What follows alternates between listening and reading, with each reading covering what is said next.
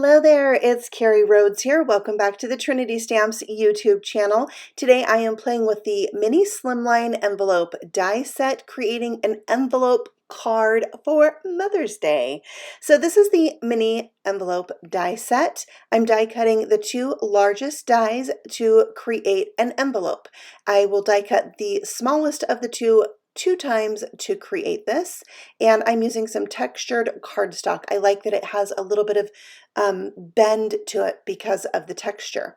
I'm adding some double stick tape to the flaps on the outer edge of both of these side pieces to put this together, and then I'll fold on all the scored lines to get it ready to go.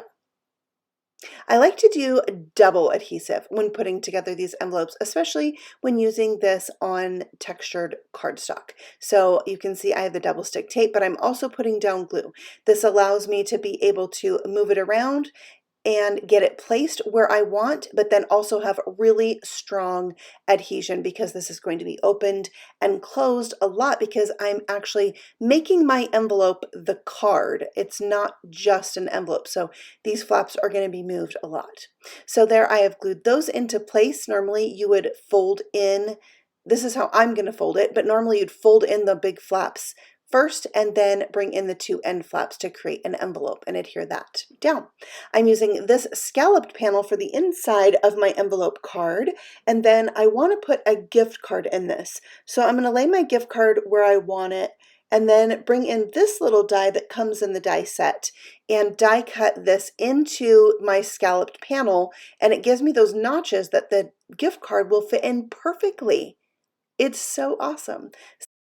All right, to dress up my card today, I'm bringing in the Mouse House stamp set. I already had a bunch of these images stamped out on white cardstock, so I'm going to go ahead and use those up, but I wanted you to see the stamp set there. And now I'm going to color those with Copic markers. So I'm using some neutral gray markers for my mice. N2 is my darkest and N0 is my lightest.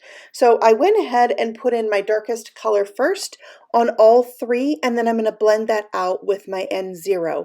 And then I did go over it one more time with those same colors just to intensify the shadows and get the coloring the way that I wanted it.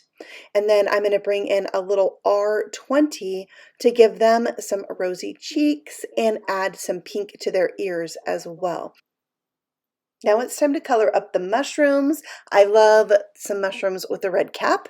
So I am starting with R17 as my lightest color and coloring them all in. Then I'll bring in my mid-tone, which is R27. I kind of thought I was only going to use these two markers, but then I really wanted a darker shadow. So I brought in my R59 and really darkened that shadow on the left-hand side. Then I can soften that out again with my R27 and my R17, still leaving a really nice highlight on that right-hand side. For my greenery, I am using G28 and G29. The greenery is all so very small, so I'm actually just going to put like a touch of the G29 in there for the shadow. And there it is. So on these little leaves, I'm just actually putting a dot, and then for these little plants, just a little line in between the different leaves, and then my bottom step I colored darker. For my tree trunk, I'm coloring the whole thing with E23. That'll be my lightest color, and then to really make this pop, I'm going to bring in E15 for my darker color and add in some shadows. So this is just all about layering in that color. So I'm really going to go over this several times, and I'm kind of doing that flicking motion out from the lines that are already drawn into this stamp set, and that's what really makes this tree trunk pop. And I love all the different colors on and around it, with the green, the mushroom, the door. Like, you can really have fun with this. I have used this stamp set a lot. I think it's so cute with this tree trunk for a little mouse house.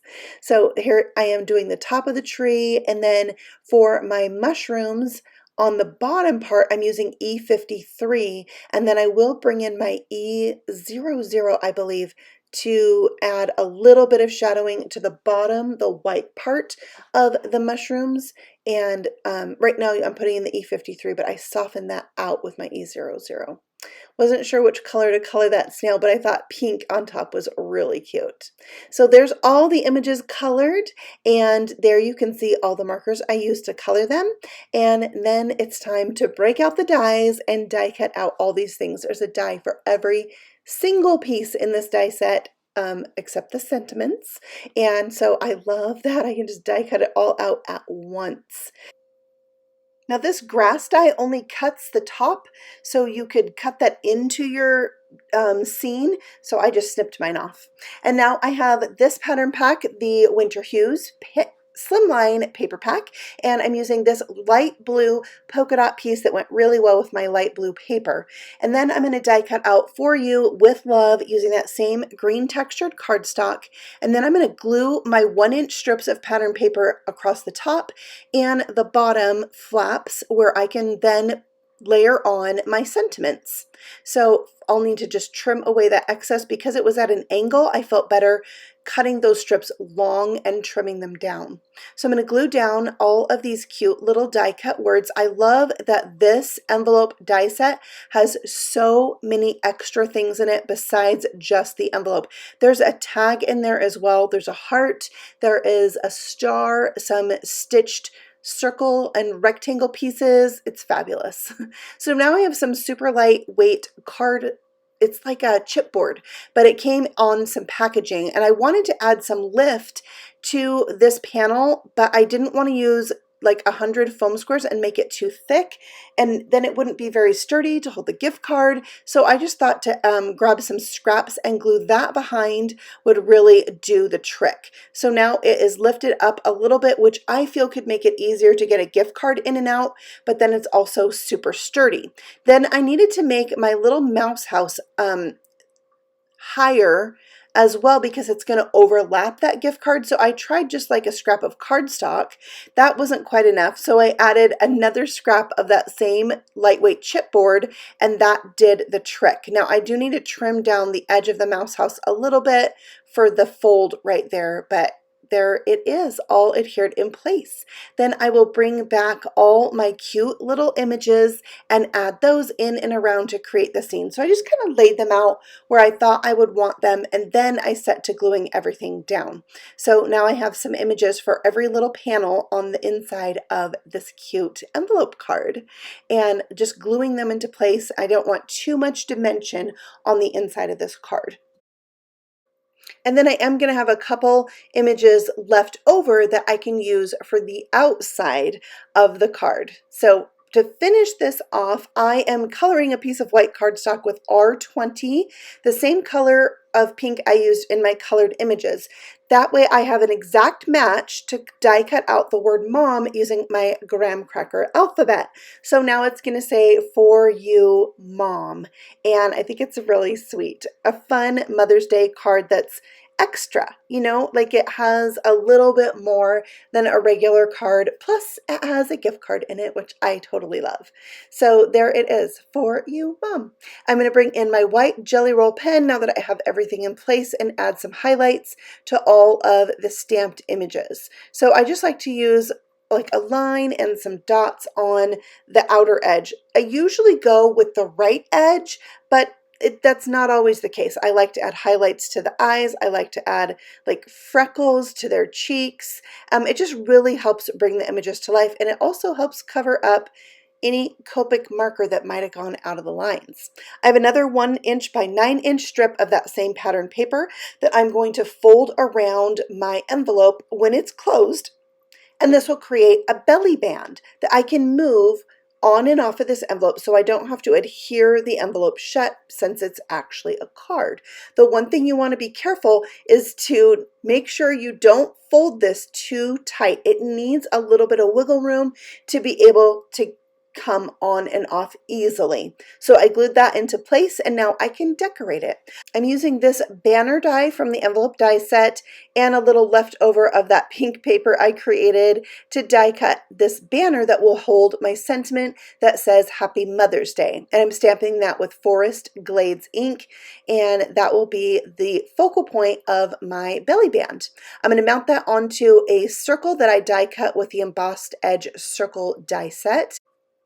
Then I'm layering up my sentiment to make it more sturdy, since part of it will hang off the circle. I'm going to just glue that into place, and then I have my 2 additional stamped images that I can glue down to help decorate this too. So this little mouse is going to be doing a cute little handstand right on top of that sentiment. So cute. And then I'll glue the mushroom to the bottom, just like that. And there's my belly band. So this will slide on and off the card so that you can open it. Now, one issue I did have with this textured paper is that it has a white core, and it's been folded in a lot of places, and so it kind of revealed some of the white. So I decided to go with that look and brought out my sander and sand the edges to make it look more intentional. If you're doing this, you just want to make sure you have a really fine grit sandpaper, and that'll do the trick. So that finishes off my mini slimline envelope card for Mother's Day with a gift card. I'm loving the colors on this card, and I think it's just cheery and precious. So that is it for me today. I thank you so much for stopping by the Trinity Stamps YouTube channel. I will be back again next Saturday with another video just for you. And you can also find Trinity on Facebook and Instagram. If you're new here, we would love for you to subscribe, and we'll see you all again very soon. Happy stamping. Bye.